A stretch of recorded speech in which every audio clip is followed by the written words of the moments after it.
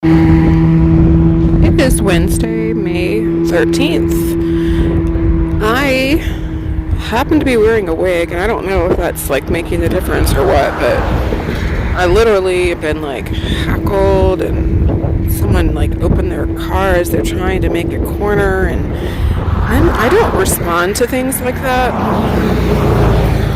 Like, I'm not going to date you if you beep at me and hackle.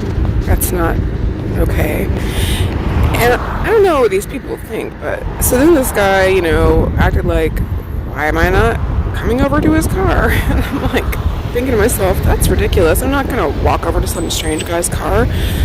That's absolutely unacceptable. So then he got out and he hobbled over and he ended up asking me out, and I'm like, I'm not interested. And he's like, oh yeah, well, I was just heading over here to buy a car, and I guess that was supposed to like mean something to me, but it doesn't. And I can't be bought, I was bought once in a way through the quote blood of Jesus, and pretty much sacrificing myself every day and staying with an asshole who was cheating on me and who's far more dangerous than I could have ever imagined, who killed our child, etc. But I'm not a prostitute in any way, shape, or form, and I will never again sell out myself for someone else's betterment, like to win over the lost husband to the Lord. But I will never. So if you're buying a car or you're getting a new place, or these things don't matter to me. I will stay homeless until my judgment is full, and it's already in process. That's why I look like the Nine of Cups while I'm homeless, because I'm abundant and I attract what I am. So I may have to sleep in somewhere other than a house or an apartment or a condo or whatever at this moment, but I'm living well still because I'm abundant. And like I tried to school that brother, look, some women have enough respect for themselves. They don't answer to beeps and hackles. And he's like, I'm sorry, I thought about that. I just wanted to approach you. I have never been approached right. And I have never been approached right. I have been asked out correctly, but I have never really been approached right. Like, no one has ever matched me emotionally. And I know there are people in the world who could. I think they're far and few between. They're special, diamonds like myself. It's not going to be the average guy. And it's not going to be one of these guys that are part of the secret society that are wearing other people's good looks, and that's what makes them a pretty boy, or that's what makes them have a certain appeal, because they've sacrificed and literally are cannibals or pedophiles and have extracted the good juices of another, and that's what they're wearing, and that's what makes them look so, outwardly attractive. It isn't going to be one of them. They have to stand on their own everything, and that means they have to be healed, for the most part, have gone through some kind of awakening, are really in touch with who they really are, and are completely authentic, no matter what that means.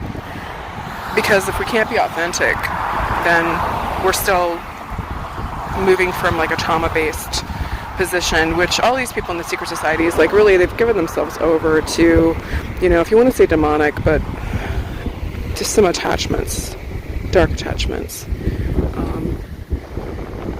Demonic is just a biblical way of putting it, so I don't prefer that, but it does kind of sum it up. Other spiritual entities that want to consume human, and that's what they do. And that's what they've given themselves over to.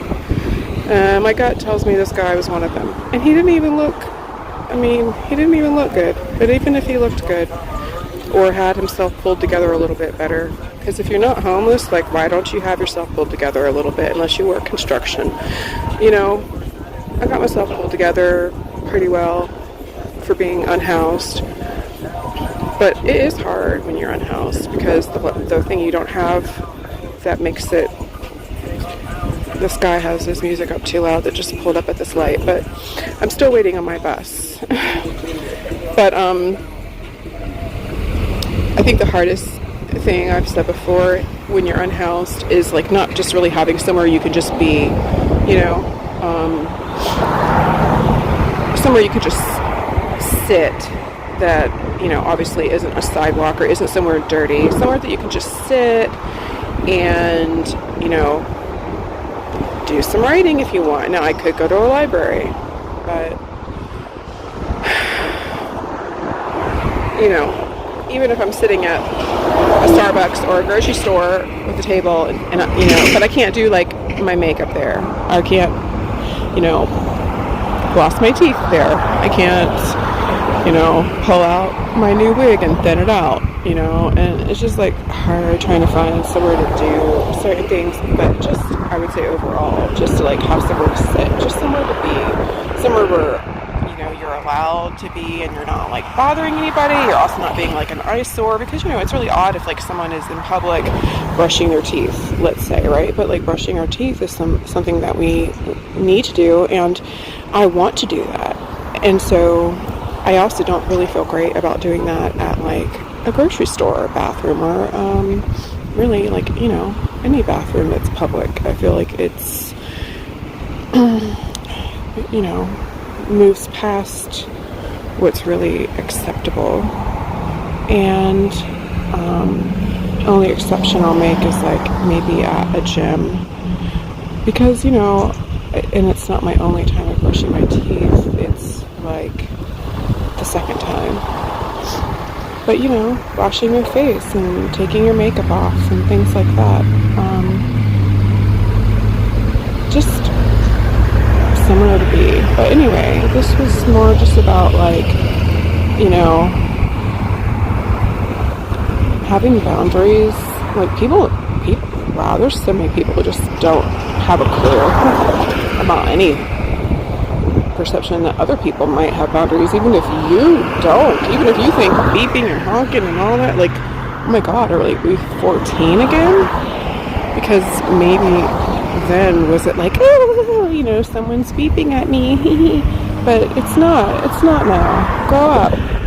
I really, oh, and riding the bus, oh my god, let me just talk about that for a minute. Some people get on and you literally can smell the feces. They smell like feces. And then other times, you know, the buses are really clean and it smells like peroxide, and you can tell that it's been cleaned recently. But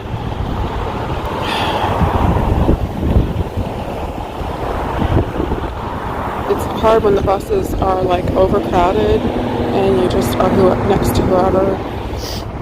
And also people just not having any consideration for others, whether you're at, you know, like at the grocery store sitting at the tables or wherever, or on the bus. People who just refuse to wear like earbuds, and they just are, or I know what it was the other day, it was in the sauna.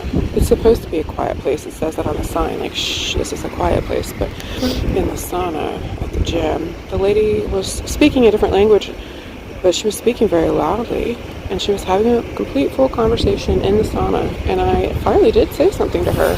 She was not in any way trying to be quiet, and I was glad that she did end that conversation, because I wasn't trying to have to listen to all of that.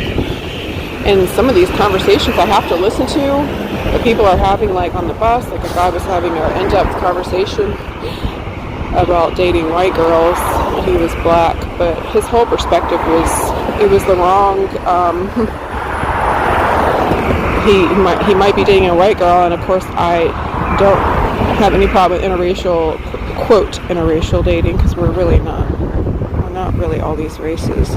But his whole philosophy was based on transactional. You know, he was talking about a high value man, and if he dated someone who was at McDonald's, that he would cheat on her and stuff because she doesn't have value. But then if he dated someone who was making more money than him or as much money than him, he would be faithful. And I was thinking to myself, that's all so ridiculous. Like, you don't get a faithful person. You're either a faithful person or an unfaithful person. And it's everything he was talking about, whether it was race or other, kind of have ventured onto other. It was all transactional based, and it was like money was the only thing he saw as value. And everything he was saying was just, it was like a real twisted way of looking at it. I understand why he thinks